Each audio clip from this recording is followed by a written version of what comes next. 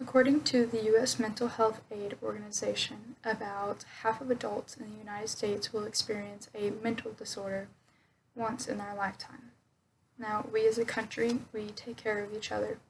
We pay taxes so that the ill that can't work can get their necessities that they need to live, and we provide services to families that struggle to make ends meet.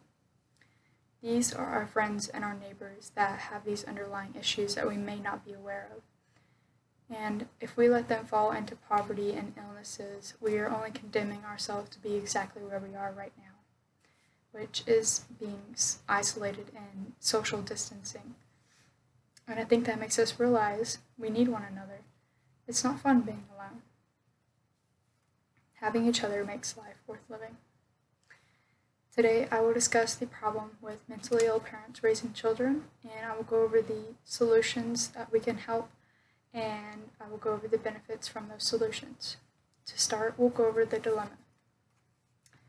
The dilemma with mentally ill parents raising children can be very detrimental. The National Children's Alliance stated that in 2015, about 1,600 children died from abuse or neglect. And also, in that same year, they did a study saying that about 700,000 children were abused and or neglected.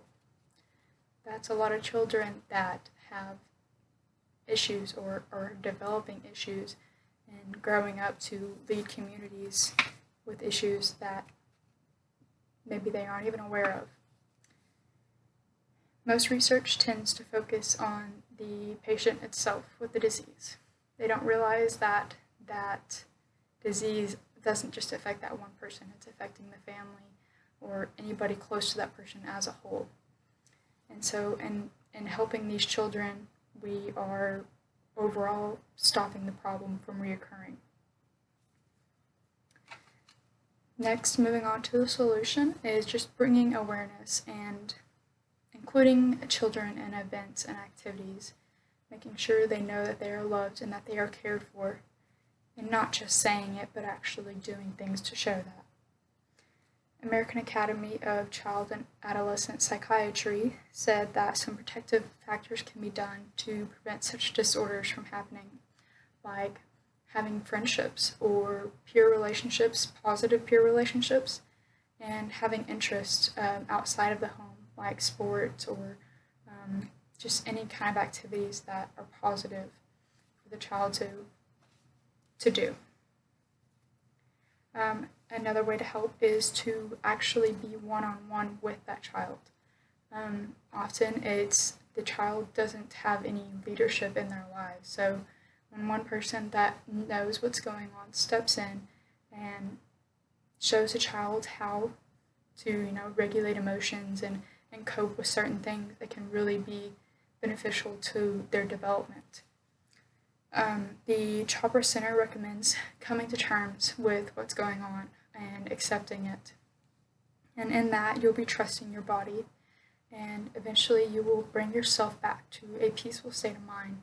And in that state of mind, you were at your best. Your decisions, emotional regulation, anything is just at its best when you're at peace. And that's called meditation.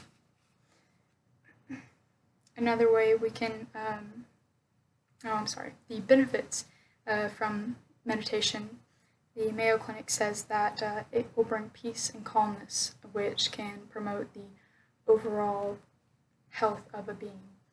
And some children need to practice this because it can be very confusing when you have a person at home that is showing irregular emotions and practicing meditation, even with somebody that's not directly in your family.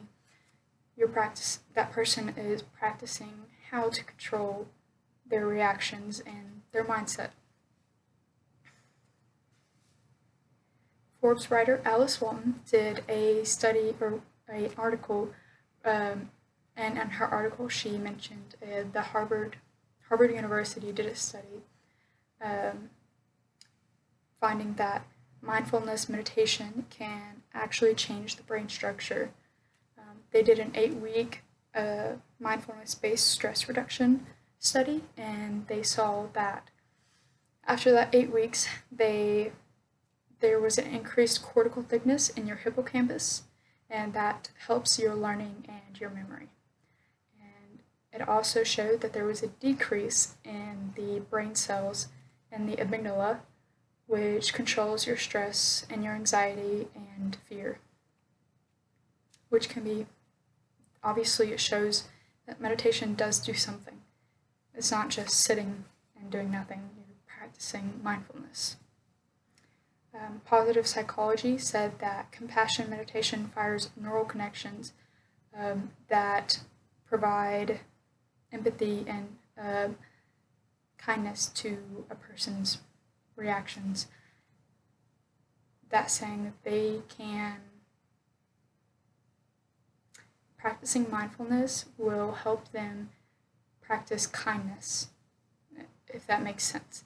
It can be a kind of difficult situation, but sometimes when you have somebody that comes to you and is having an episode or something, being mindful, you can take a step back and control what you're going to say next instead of having that amygdala go off and you just start freaking out.